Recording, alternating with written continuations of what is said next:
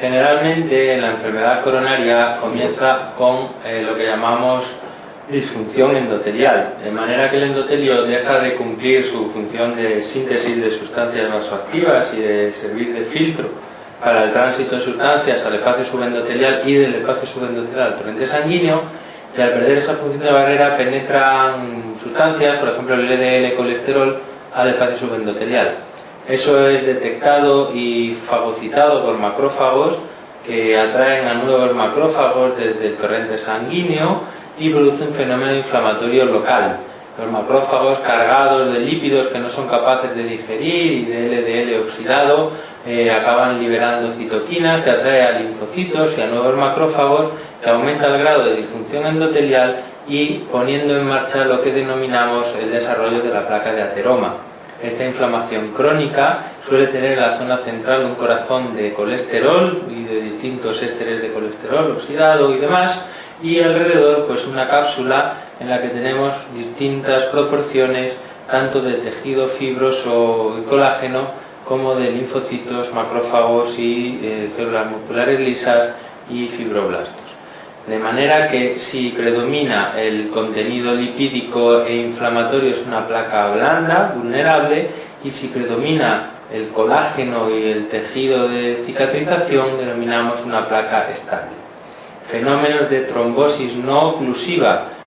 por exposición del material subendotelial al torrente sanguíneo por el propio efecto de cizalla que produce la sangre rompiendo el endotelio de alguna parte de esta placa, da lugar a la formación de un trombo que luego puede organizarse y provocar una nueva trombosis más adelante que se organiza, y de esta manera poco a poco va creciendo el tamaño de la placa, pero suele ser una placa bastante estable por tener un alto contenido en colágeno y produciendo o siendo el asiento de lo que denominamos síndrome coronario crónico, que clínicamente puede cursar como angina estable o como isquemia silente. Es de destacar que hasta que no se reduce la luz por debajo del 70% no tenemos ningún síntoma evidenciable. La angina habitualmente es así por enfermedad coronaria por aterosclerosis de las coronarias epicárdicas, aunque en algunos casos, como la angina Prinzmetal, es por espasmo coronario.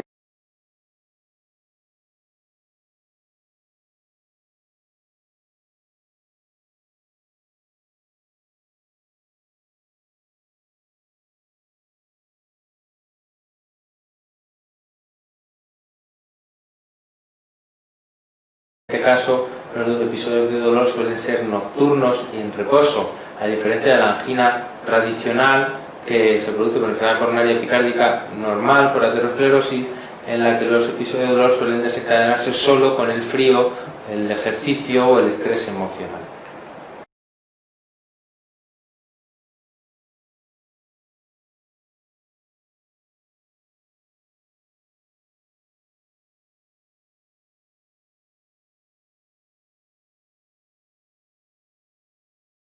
Existen unas pruebas de detección de isquemia en cardiología, siendo la más importante la ergometría. A esta prueba, que es la prueba de esfuerzo convencional o ergometría, se le añaden pruebas de imagen, como puede ser la gammagrafía, el PET o la prueba de ecografía o resonancia de estrés en determinados pacientes que ahora comentaremos. En la ergometría convencional, generalmente el paciente se somete a un ejercicio físico en una cinta, tapiz rodante, una cinta sin fin o bien en bicicleta, y se evalúa la respuesta clínica, la aparición o no de dolor, angina y el electrocardiograma. De forma que se considera que la prueba es positiva cuando aparecen cambios en el electrocardiograma, pero no cualquier cambio, sino solo el ascenso o descenso del ST al menos de 1 milímetro medido a unos 60-80 milisegundos del final del QRS, que se llama punto J. No sirven los cambios en la onda T, porque esos son propios de la hiperventilación asociada al ejercicio, y tampoco sirve el ascenso de ST en derivaciones que tengan onda Q por necrosis antigua, puesto que esto son variantes normales de la respuesta a la prueba. En esta imagen del electrocardiograma, durante una prueba de esfuerzo, vemos el descenso del ST extenso, que aparece en derivaciones de cara inferior, 2, 3 y AVF, y en derivaciones de V4 a V6, mostrando la positividad eléctrica de la prueba. Solo en algunos pacientes en los que desearíamos evaluar la respuesta al estrés para ver si existe o no isquemia, pero no podemos hacerlo porque resulta que el paciente tiene un electrocardiograma poco valorable, por el motivo que sea, o bien no podemos hacer un ejercicio físico como nos gustaría porque tiene una limitación mecánica, nos planteamos utilizar las otras pruebas de detección de isquemia. Es decir, en general, cuando queremos evaluar la presencia de isquemia hacemos una ergometría convencional, pero solo si resulta que el paciente le queremos hacer caminar y no tiene piernas o tiene alguna limitación en las piernas que le impide moverse, como la claudicación intermitente, una prótesis o cualquier tipo de problema mecánico,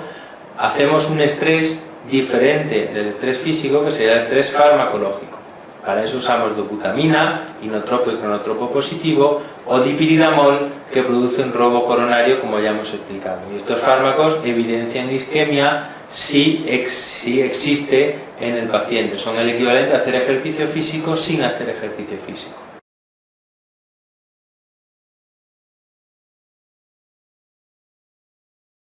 La ecografía o la resonancia de estrés analiza la contractilidad del miocardio de cada segmento del ventrículo izquierdo durante el ejercicio o el estrés farmacológico. Generalmente se realiza con fármacos, sobre todo la resonancia, porque no se puede pedalear dentro del aparato, pero también se puede realizar con ejercicio físico mediante una bicicleta estática y con ecografía. El fármaco que se utiliza para provocar el estrés suele ser dobutamina o bien dipiridamol. Dobutamina es un inotropo cronotropo positivo que aumenta la demanda miocárdica de oxígeno y evidenciará la isquemia cuando existe. Y el dipiridamol es un fármaco que mediante el fenómeno del robo coronario puede evidenciar la isquemia en territorios con lesiones coronarias significativas. Lo que analizamos es contractilidad, de manera que si tenemos un territorio en el que al poner dobutamina o al hacer ejercicio pierde la capacidad contráctil, va a favor de que hay isquemia inducida por ejercicio. También tenemos la posibilidad de analizar viabilidad. Si utilizamos dosis bajas de dobutamina y vemos qué ocurre con un segmento que en reposo no se mueve, y al poner una dosis baja de un fármaco que obliga a contraerse a todos los tejidos que estén vivos y recuperamos la contracción, decimos que es un tejido viable. Si subimos más la dosis de dobutamina y ese tejido de nuevo se me queda hipo o akinético, va a favor de que es un tejido sometido a isquemia, que está hibernado, es decir, no se contrae en reposo porque le falta el riego, pero cuando le apretamos conseguimos que se mueva un poquito, pero si le apretamos mucho más ya no conseguimos que siga moviéndose porque está sometido a isquemia. Con medios de contraste ecográfico podemos mejorar la resolución y valorar los segmentos con mayor exactitud. Y esta prueba pues tiene un valor pronóstico importante, puesto que a mayor extensión en los territorios viables o isquémicos, pues sabemos que la gravedad o el pronóstico será diferente en función de si es un tejido, es una zona pequeña la que tiene tejido viable que vamos a poder recuperar con la cirugía, o es una zona grande, y lo mismo para la isquemia. Si es una zona grande la que está sometida a isquemia, pues el riesgo más alto que si es una zona pequeña.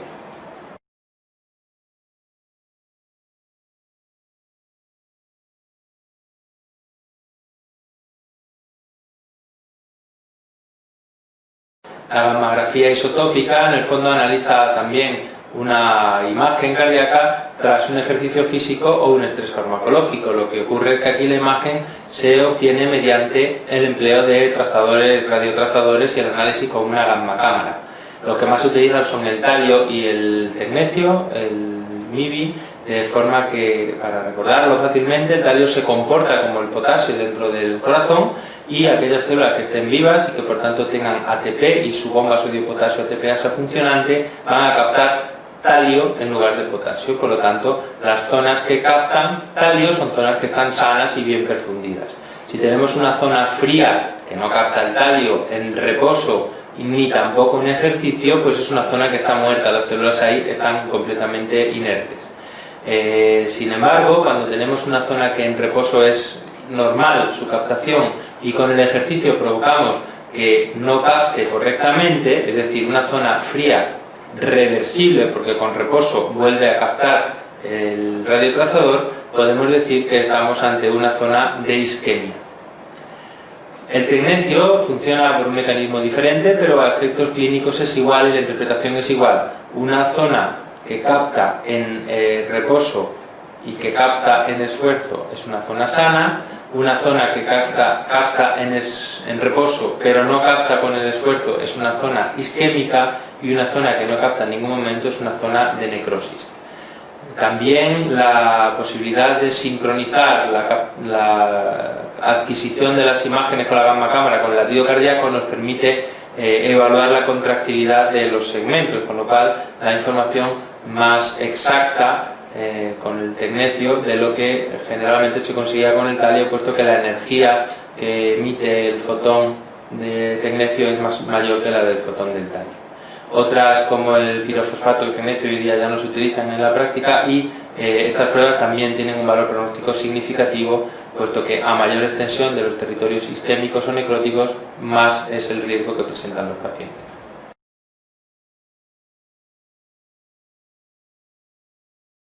En la actualidad sigue siendo el gold estándar para evaluar la presencia de enfermedad coronaria aterosclerótica la coronariografía invasiva, la angiografía coronaria, en la que se coloca un catéter con contraste en el origen de una arteria coronaria, se inyecta el contraste y con rayos X se analiza cómo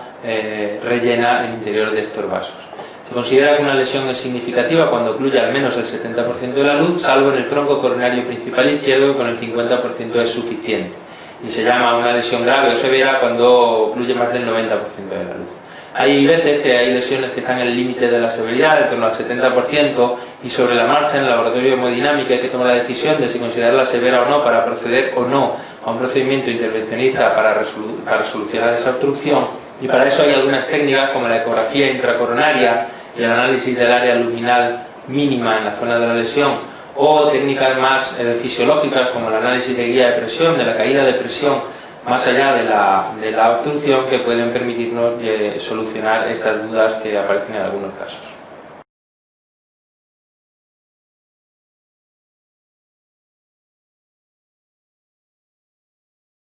Hay una serie de alteraciones en el electrocardiograma que dificultan o hacen imposible la interpretación de una prueba de esfuerzo convencional. Ya sabemos que lo que analizamos es el ascenso o descenso del segmento ST a unos 70-80 milisegundos del punto J. Entonces, estas podemos resumirlas en 5. La presencia de un marcapasos o un bloqueo de rama izquierda. Recordemos que el marcapasos convencionalmente se suele colocar en la punta del ventrículo derecho, y eso da un patrón de estimulación, un patrón eléctrico similar al que tiene un paciente con un bloqueo de rama izquierda. Luego, lo que pasa en el bloqueo de rama izquierda pasa también cuando estimulamos con un marcapasos. El bloqueo de rama izquierda ya hemos comentado previamente que hace el electrocardiograma ciego para los cambios isquémicos, con lo cual si hay o no falta de riego no lo vamos a saber mirando el electro durante un bloqueo de rama izquierda. El empleo de digoxina se asocia con la llamada cubeta o cazoleta digitálica. Luego tampoco vamos a poder analizar si existe o no un descenso de ST si ya de por sí está descendido por el empleo de la digoxina. Esto también ocurre en presencia de hipertrofia ventricular izquierda, que habitualmente provoca un descenso del segmento ST descendente con la onda T negativa, como aparece en la figura. O también en los síndromes de preexcitación, como el Wolff-Parkinson-White, en los que la alteración en el orden de la despolarización ventricular también modifica el orden de la repolarización ventricular. Si vemos algunos ejemplos, este primero tenemos un bloqueo completo de rama izquierda, y fijaos cómo se altera la repolarización con ascenso del segmento ST de V1 a V3 y descenso del segmento ST de la onda T en V5, V6, 1 y AVL, que hacen ininterpretable la presencia de isquemia, porque es un paciente absolutamente asintomático sin isquemia, pero tiene el bloqueo de rama izquierda y el electrocardiograma es prácticamente inservible. O este otro, en el que tenemos una paciente en fibrilación auricular con un marcapasos funcionando, en el que el electrocardiograma es bastante parecido a un bloqueo de rama izquierda, y de nuevo tenemos alteraciones que lo hacen absolutamente inútil en cuanto a valorar la presencia de isquemia. El siguiente electrocardiograma es de una paciente que toma digoxina, en la que podemos ver con disfunción sinusal en un ritmo nodal, pero en la que podemos ver cómo hay un descenso de ST no demasiado llamativo, a veces es más llamativo, pero V4, V5, V6, derivación de 2, tienen un descenso de ST provocado por el empleo de la digoxina. Esto pues ya no sabemos evaluar si el dolor torácico produce un cambio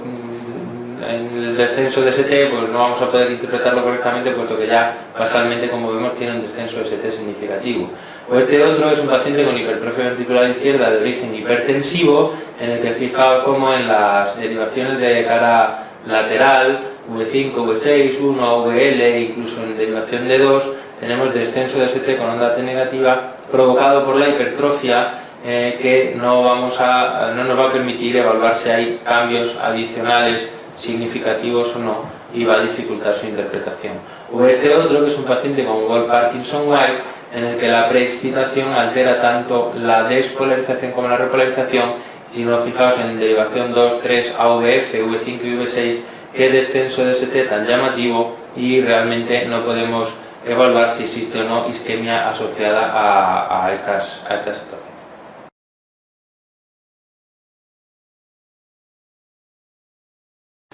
Hoy día las indicaciones de la coronariografía están bastante bien definidas. Realmente existen, digamos, tres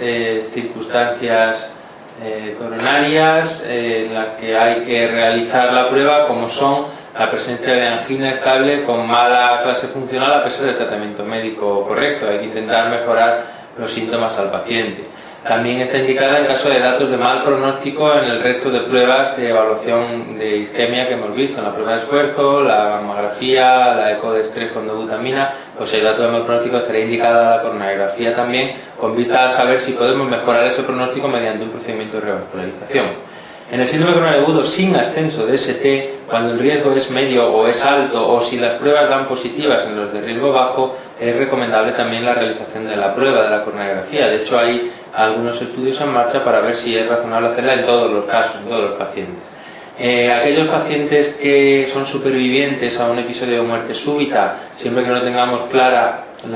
el motivo por el que sufrieron la parada cardíaca, pues también es razonable hacer la coronariografía. Está indicado, solamente si está claro que es un síndrome cutáneo congénito o alguna enfermedad que tiene un diagnóstico alternativo, que está claro que ha sido por eso, pues en ese no. Pero en todos los demás está indicado, porque ya sabemos que la enfermedad coronaria es la causa más frecuente de muerte súbita en la población general de largo.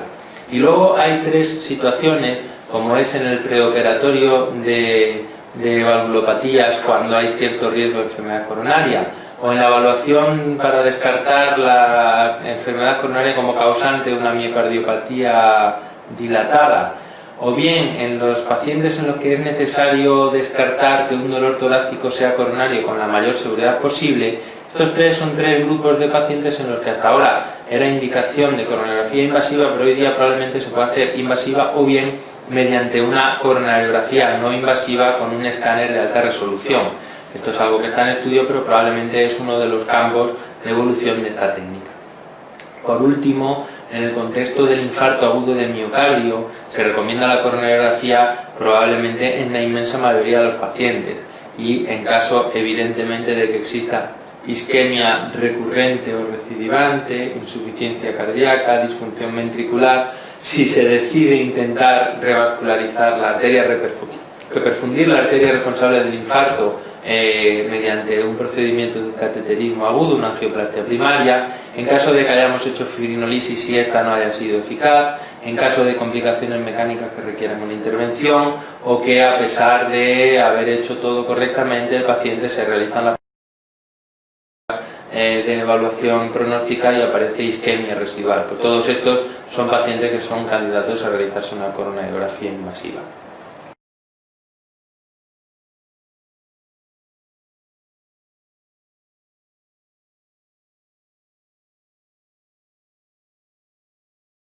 La coronariografía en realidad no cura, lo que cura es la angioplastia, cura entre comillas, porque lo que permite es mejorar la perfusión coronaria.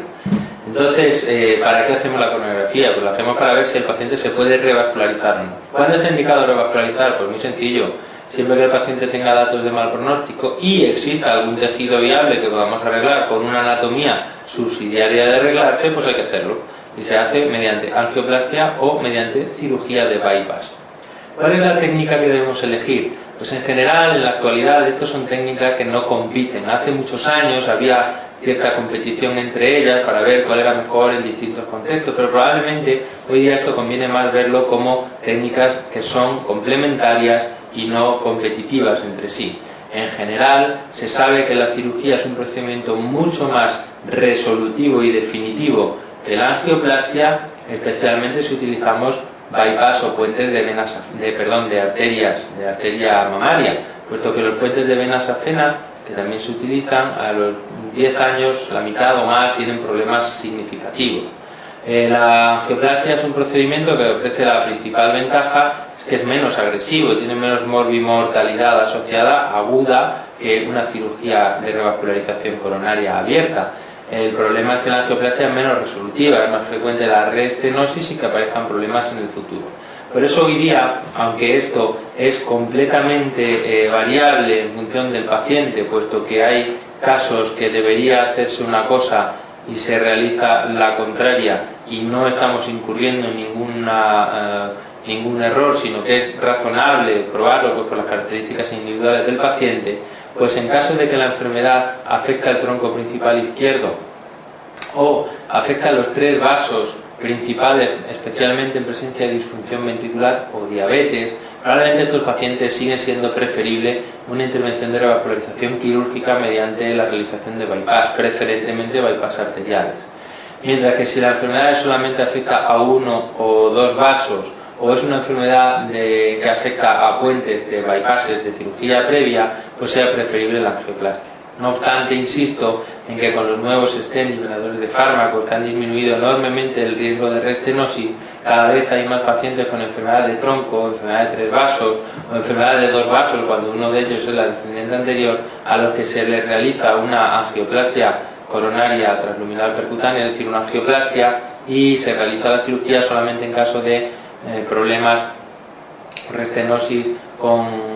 recurrentes con la angioplastia, puesto que a un señor a quien se le ha puesto un muelle se le puede poner otro muelle dentro del muelle, y a un señor a quien se ha operado después se le puede hacer una angioplastia sobre el vaso nativo o sobre el bypass, y a alguien que se ha puesto una angioplastia luego puede ser operado si es necesario en un segundo tiempo. Es decir, que han dejado de competir para ser 2 técnicas probablemente complementarias.